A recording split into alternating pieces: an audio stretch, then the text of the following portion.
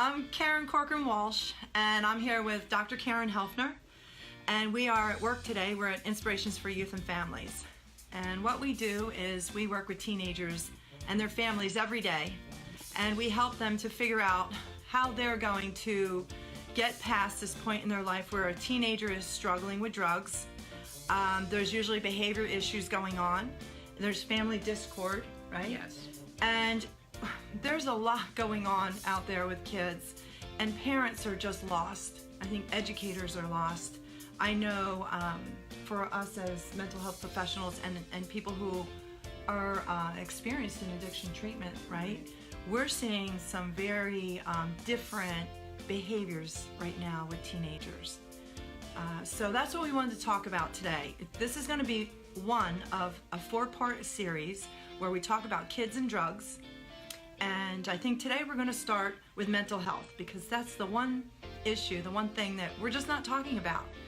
We talk about kids and drugs, kids and sex, kids and behavior problems, academic performance, but we're not talking about what's going on mental health-wise. What do you think, Caron?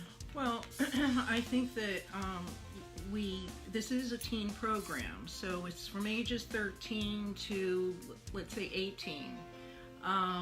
And what happens is parents come in and at kids at 14 or 15 and say, my kid's addicted, I don't know what's wrong. The first thing I do is, well, I think that before the addiction started, what was really going on? Was he sad as a kid? Was there a divorce? What happened? And I really believe that there's mental health, depression, different things that just aren't caught because we think, well, that's just being a kid. Right. Yeah. And common. so I really believe that's where it begins, and self-medicating starts. Right. So I think early on detection of, just as a parent, we're all parents, but sometimes we miss that piece. And that's what we are seeing more and more of is the behavior, the depression, the sadness, the isolating in their room. Right. And then it becomes the joint, the alcohol, the pills. Right. And it's, oh my God, it's a big surprise. We see this every day. Well, I've been curious about this lately as to why there's so much more mental health issues with teenagers. So I started looking into it, and I started reading some research. The Center for Disease Control is now reporting that we are at the all-time worst in the history of adolescence for mental health issues. So, why? What's going on? Well, when I looked further, I was finding out that a lot of the medications, Big Pharma, as we know, puts out a lot of prescriptions for kids.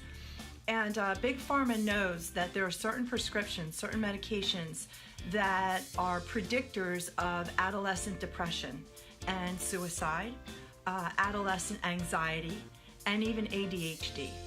In addition to prescribed medications, we have a lot of other substances that we have our kids on. Even medication itself, like the medication for ADD and ADHD, has other side effects that we're not talking about. So I think when we're working with adolescents and we're working with, the brain, neurobiologically, the brain is not fully developed, and we know that. But now we're taking kids who are in need of some, let's say, therapeutic services, and we're putting them on medication, right? And then the medication has effects like depression. And we have kids who are cutting, they're depressed.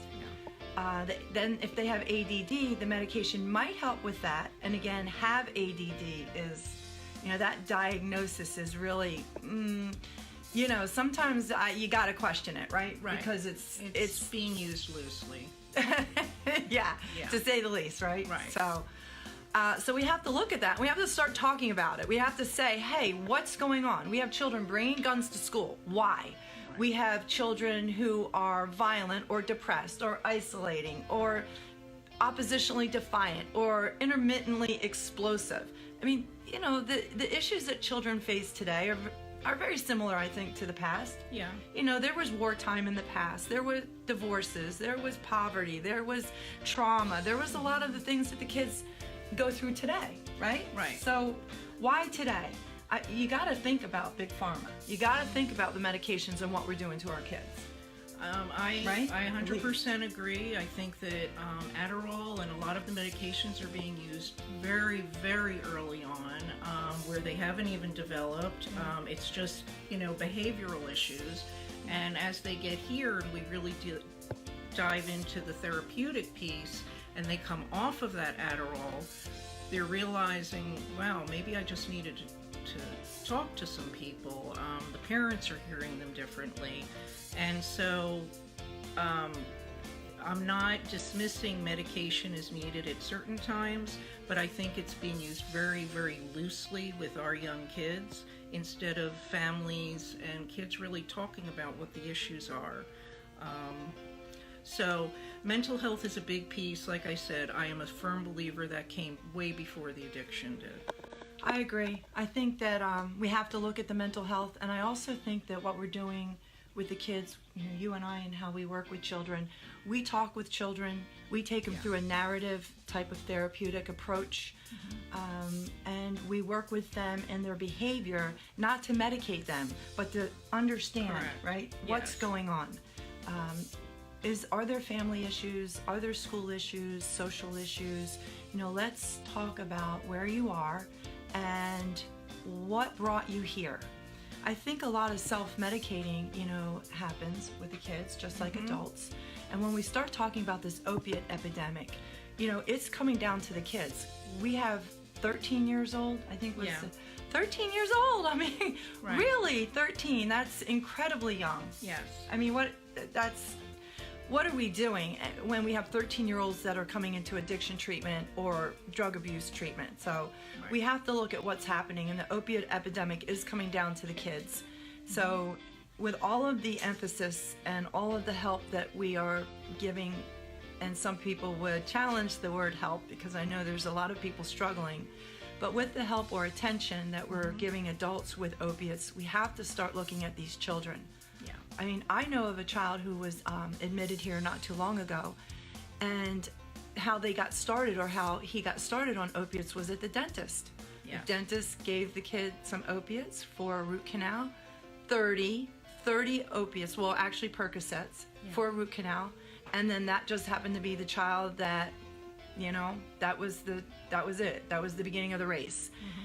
Other children will take a Percocet for pain, which I don't approve of. I don't think that that's necessary unless it's something severe that would have to be managed, right? Right. And not wind up with an addiction. So, we have to be careful about what's happening. We have to look at our children. What do you think are some of the factors or behaviors, Caron? Like, if a child's gonna be I would say diagnosed, or not even diagnosed, let's forget about the word, identified as having a mental health issue before self-medicating starts, what would you say are like 4 indicators that there's some kind of mental health issue going on? Well, any child that is acting out in a very serious way that the parent is unfamiliar with, whether it's punching walls. The other could be that he's isolating too long in his room. He's disengaged with his friends, or not speaking at the dinner table. If for those of you that do meet as families as you can, so anything that's different than what the parent is used to seeing, that's a flag. It isn't, well, that's my kid. No, you need to always be engaged, communicating with your child. So I think that our children, and I am a mother of 3 grown adults, kids are very privileged these days. They're given social media before the age of 5 and 6. 5 and 6. I have a niece, and she's 1.5, and she's with a phone. She has a cell phone, and she plays little games for a 1-year-old. I'm like, really? Right. That's But that, I think, is some of the piece to no communication with their parents. The parents then don't know what's going on. Right. And you get into the bullying and their peers and who has what. it then leads into other things. So it's a huge Right. piece that Right. we see on a regular basis. So if we're looking for 4 things that parents could look for as indicators that there may be mental health issues: isolation, Yeah. acting out violently, aggressively, right? Maybe even becoming a bully themselves, Yes. or for girls Yes. as well. Changing friends, Changing Yeah, friends, maybe sadness. changing friends. School and grades. Yes. How about if you have an A or a B student, and all of a sudden the grades are dropping to C's and D's, right? And then you Yes. have isolating, Yes. and then you have other issues going on. You're probably going to see some kind of self-medicating behavior. Yeah. And then if a child has access to drugs, someone at school says you want to get high. Right. Parents have medication in the bathrooms or wherever they're keeping their medications. Alcohol, sometimes readily available to kids in the home and in other places. Correct. And if a child is struggling and we're not recognizing it, and if we do recognize it, we don't act on it, then what's a child to do? Probably what most adults do. They're going to self-medicate, right? I think, So, that's it. I think that we covered as much as we can for right now. Right.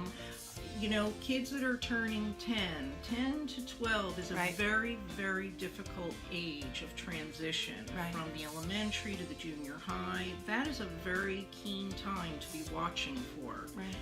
You will see behavioral changes, puberty changes. So we're looking forward to chatting with you all again. And thanks for letting me be a part of this. Well, thank you, Karen. And so you'll see us again. Again, this is one of 4 of a series of what to do with teens who are struggling with drugs and possibly mental health issues. And we have teenagers right now outside our window who are playing basketball. They're having a good time. It's just old-fashioned fun. There's no computers. There's no cell phones. And I encourage everyone to get your kids outside, get these teenagers active, and healthy skills that don't involve anything else except just having fun with each other. So until later, bye. Bye.